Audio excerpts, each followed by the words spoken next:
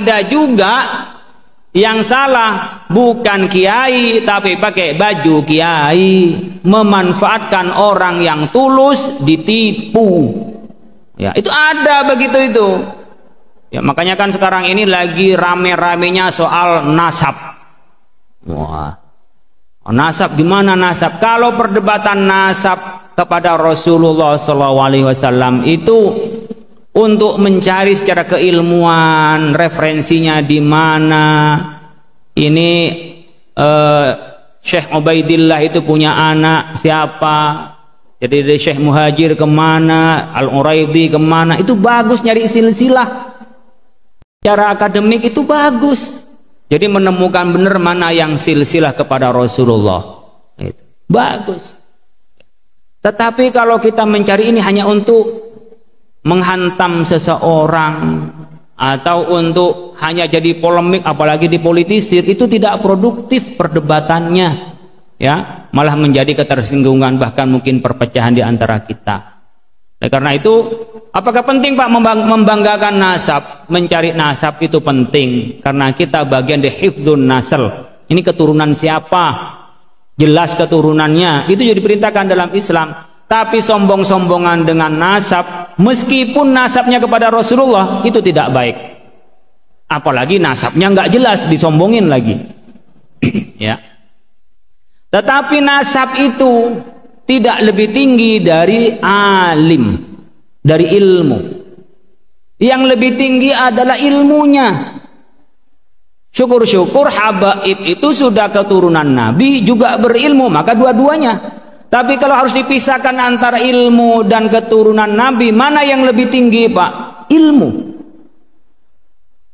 Maka disebut wa annal anbiya lam yuwarrisu dinaran wala dirhaman walakin warasu al-ilma faman akhadahu faqad akhadha bihadzin wafirin.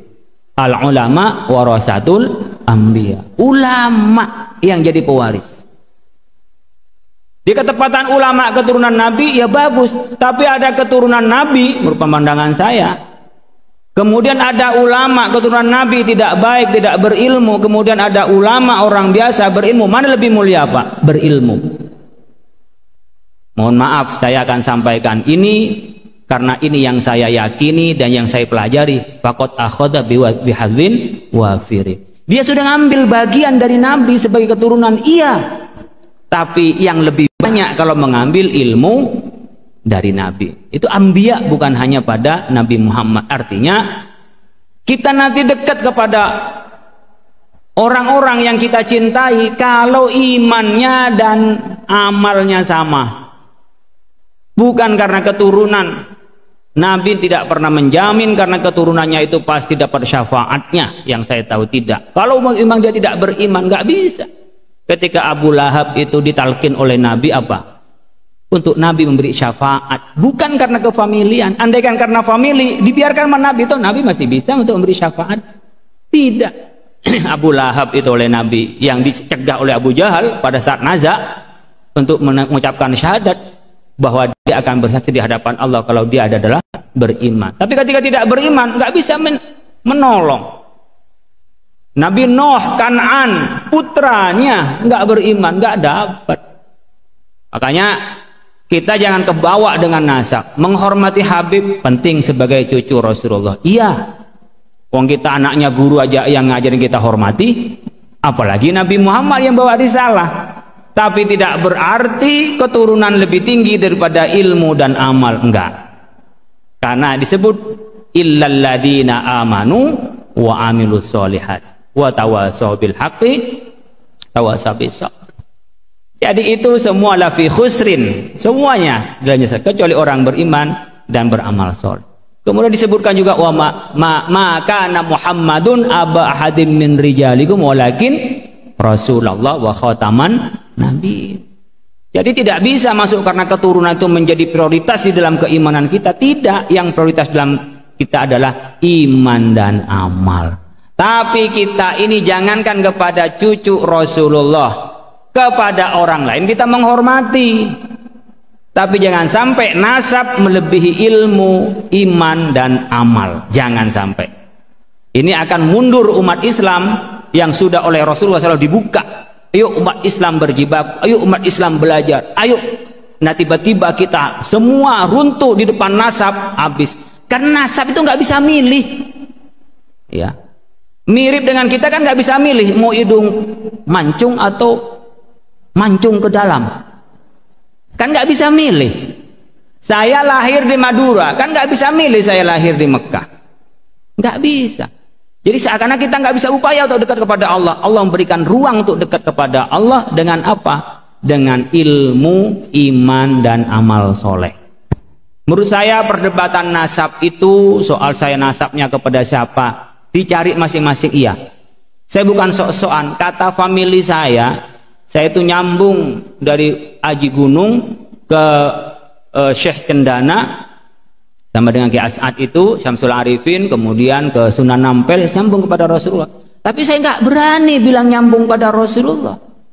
Saya nggak tahu benar apakah iya, wallahu a'lam. Minimal saya nggak ada wajah Arabnya. Nggak ada wajah Arabnya. Tapi saya yakin saya anak orang baik-baik. Bapak saya jelas, kakek saya jelas itu. Pakai melalui pernikahan, ya sudah di situ saja. Kalau ketepatan ada dari nasab kita yang baik, bukan buat bangga-banggaan, tapi buat malu. Malu kalau kita berbuat buruk dari keturunan orang yang baik-baik. Itu jangan kita malah seenaknya karena keturunan seseorang. Tapi dari keturunan siapapun itu punya potensi untuk jadi orang baik dan jadi orang buruk. Jadi kita jangan berpatokan pada anak siapa, tetapi pastikan kita, anak-anak kita mengambil bagian besar dari risalah Rasulullah SAW adalah beriman, berilmu, dan beramal soleh. Ini penting saya sampaikan biar nggak polemik terus, nanti digoreng ke pemilu nanti. Wah, nanti macam-macam lah. Jadi kita benci pada Habib. Jangan benci, jangankan kepada Habib. Orang biasa, orang gelandangan aja nggak boleh benci kita. Ya. Mau orang non muslim kita nggak boleh benci, sayang, didakwain biar masuk Islam, biar masuk surga bareng-bareng, kan sayang. Kalau nggak sayang biarin aja dia, biar masuk neraka, kan gitu kan sama anak kita. Kalau anak dibiarin itu bukan sayang, orang tuanya itu namanya dengki sama anak. Nggak ngaji dibiarin, nggak sholat dibiarin, karena sayang. Nggak sayang, itu dengki. Kalau mau sayang, ya dibangunin kalau tidur, diajak sholat kalau dia malas, lalu disantrenin, ya disuruh sekolah yang benar, biar masa depannya jelas. Itu sayang, bukan dibiarin. Oh, mau sekolah terserah anak saya manja, toh nanti saya kasih duit banyak, duit harta saya masih banyak. Itu anaknya jadi nggak jelas nantinya, masa depannya juga nggak jelas. Itu bukan sayang, jerumusin namanya. Ya, ini orang kadang-kadang nggak ngerti sayang dan jerumusin. Mirip dengan sekarang, toleransi Pak sama LGBT Pak, hormati kemanusiaan, itu nggak menghormati manusia namanya. Laki doyan malaki kok sama manusia gimana ya? Perempuan sama perempuan kok dibilang menghormati manusia, itu nggak menghormati manusia. Menghormati manusia, sayangi dia, jangan dikasarin, diajak dia untuk jalan yang benar, normalkan dia orientasinya, normalkan dia jadi manusia sebagaimana fitrahnya. Itu namanya cara menyayangi, bukan dibiarin. Jadi orang ngomongnya sayang tapi nggak tahu cara nyayangin. Persis kan banyak orang tua dulu yang sayang sama anaknya tapi dibiarin nggak sekolah. Oh sayang sama anaknya, minta motor kebut-kebutan, nggak pernah masuk sekolah, udah sombong anaknya. Kan ada yang kemarin sombong-sombong itu anaknya orang kaya, orang dipukulin baru masuk penjara, ya kan. Kalau sayang itu anak disuruh ngafalin Quran, diomelin kalau dia tidak sholat biar besok jadi disiplin sholat, tapi jangan dikasarin. Nah, itu beda ya, diomelin sama dikasarin beda. Karena tegas itu penting untuk membangun disiplin, tapi kasar nggak bisa di dalam pendidikan kita. Itu adalah